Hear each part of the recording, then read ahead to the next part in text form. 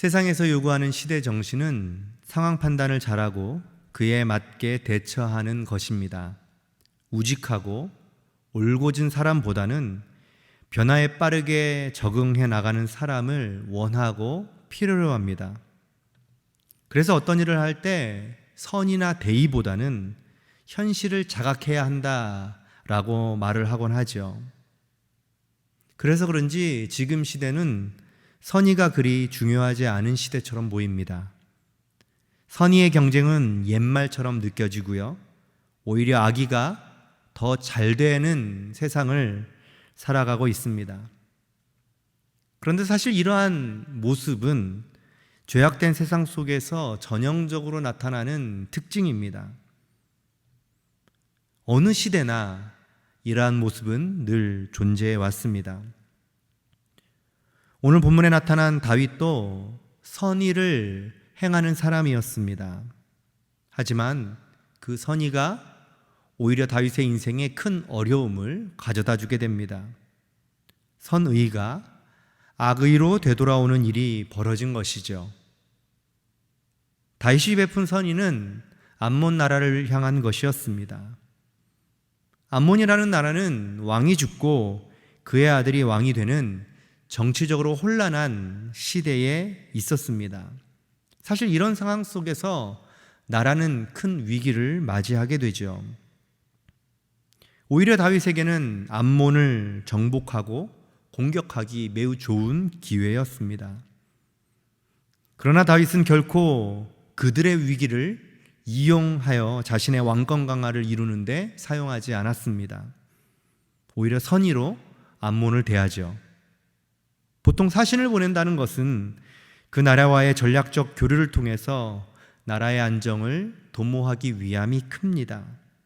특히 다윗은 사신을 보냄으로써 암몬의 선대왕 나하스의 죽음을 애도하기 원했고 또 암몬 왕 나하스로부터 받은 은총을 갚고자 했던 것으로 보입니다. 그런데 문제는 선의로 베푼 다윗을 향해 그의 아들은 악의를 행하였다는 것이죠. 오히려 사신을 욕보이고 다윗의 선의를 받아들이지 않았습니다. 그렇게 된 이유는 상대방에 대한 의심이 컸기 때문이죠. 신뢰하지 못하니 선의도 악의로 보였던 것입니다. 세상에서 선의보다 악의가 만연한 이유는 서로에 대한 신뢰가 깨어져 있기 때문입니다. 사실 이러한 모습은 아담과 하와의 죄로부터 시작되었습니다. 세상이 죄로 가득함으로 말미암아 모든 관계가 깨어져 버린 것이죠. 하나님과 사람 사이의 관계는 물론이거니와 사람과 사람 사이의 관계도 깨어지게 되었습니다. 서로를 믿지 못하고 서로에 대해 핑계를 대고 서로를 헐뜯는 일들이 세상 가운데 가득한 것이죠. 이것이 세상에서 죄로 인해 나타나는 모습들입니다. 그 모습이 선의로 대하는 다윗을 바라보는 암몬 왕 나하스의 아들 한온이 갖고 있었던 마음이었습니다. 결국 선의를 깨버리고 원수지간이 되어버리고 만 것이죠. 사단이 가장 기뻐하는 일입니다. 사람과 사람 사이에 좋은 관계를 원치 않지요. 끊임없이 마음과 마음이 나뉘게 합니다. 서로 반목하고 의심하게 만듭니다. 이것이 우리가 살아가는 세상에서 흔히 보는 모습들이죠. 이런 상황 속에서, 이런 세상 속에서 그리스도인은 어떠한 삶으로 나아가야 할 것인가? 그것을 오늘 본문에서 나타난 다윗이 보여주고 있는 것입니다. 함께 억울해하고 이를 갈고 그것을 어떻게 되갚아 줄까 생각하는 것은 그리스도인이 가질 모습은 아닙니다. 선의를 받아들이지 않았다고 해서 같이 투쟁하는 것도 그리스도인이 처해야 할 모습이 아닙니다. 다윗이 경험한 마음은 어떠했을까요? 자신을 향한 수치를 만들어냈던 그 암몬 사람을 향해 함께 분노할 수도 있었습니다. 그럼에도 다윗은 그렇게 하지 않았습니다. 오히려 계속해서 말씀을 살펴보면 암몬 사람들이 먼저 싸움을 걸어오고 있는 것을 확인할 수 있습니다. 그렇게 사신을 보내자 암몬 사람들은 이렇게 생각했습니다. 다윗이 우리에게 해코지를 할지 모르겠다. 스스로 재발저렸는지 주변에 있는 아람 사람들에게 돈을 주고 군대를 고용하여 조직합니다. 그리고 다윗과 대적하는데 앞장서죠. 다윗 입장에서 보면 어떨까요? 사신들이 부끄러움을 당하고 돌아온 것만으로도 기가 찰 노릇입니다. 그런데 이제는 상대방이 군대까지 동원해서 위협을 하고 있습니다. 얼마나 당황스럽고 억울한 일인가요? 그런데 다윗이 이러한 급박한 상황 속에서 자신의 분노의 감정에 휩싸여 처리하지 않는다는 것입니다. 지금 다윗은 전쟁을 준비하고 있습니다.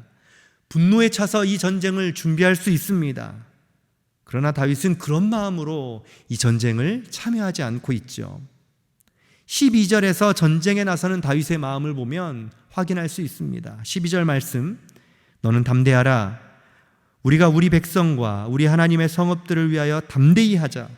여호와께서 선히 여기시는 대로 행하시기를 원하노라 하고. 아멘. 다윗은 분노의 감정에 사로잡혀 전쟁을 하는 것이 아니었습니다. 그의 마음에는 늘 하나님이 자리 잡고 있었습니다. 하나님 앞에서 선히 여기시는 대로 행하겠다라고 고백합니다. 끝까지 하나님이 주시는 그 선의의 마음을 잃지 않겠다는 것이죠. 세상 사람들은 선의를 진심으로 대하지 않고 오히려 자기 좋을 대로 해석하고 반응합니다. 하지만 하나님은 절대로 그렇게 하는 것을 원치 않는다는 것을 다윗은 알고 있었습니다. 하나님은 반드시 선히 여기시는 대로 행하시고 갚으실 것을 믿었기에 그런 마음으로 이 전쟁을 준비하고 있는 것입니다. 그렇게 선의로 행한 전쟁에서 하나님은 승리를 주십니다. 이 전쟁의 승리는 다윗에게 너무나도 놀라운 큰 성과와 결과가 있는 전쟁이 되었습니다. 바로 아람과 암몬의 연합작전이 깨어지게 되는 결정적 계기가 되었던 것이기 때문입니다.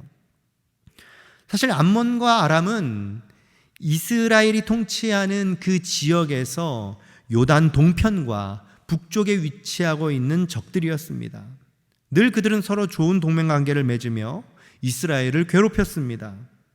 아무리 이스라엘이 견고하다 할지라도 동쪽과 북쪽을 에워싸 공격하는 것은 사실 큰 부담입니다.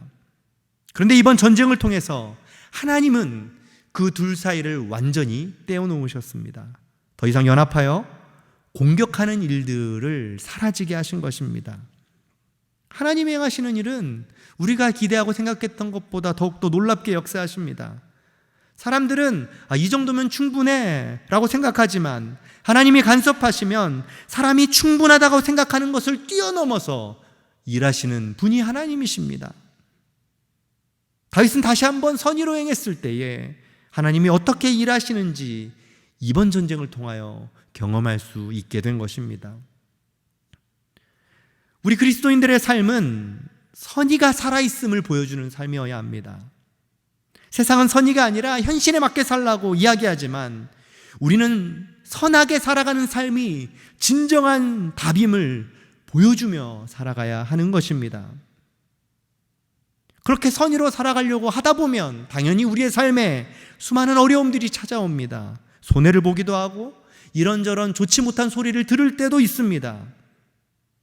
너무 꽉 막혔다라고 핀잔을 듣기도 합니다.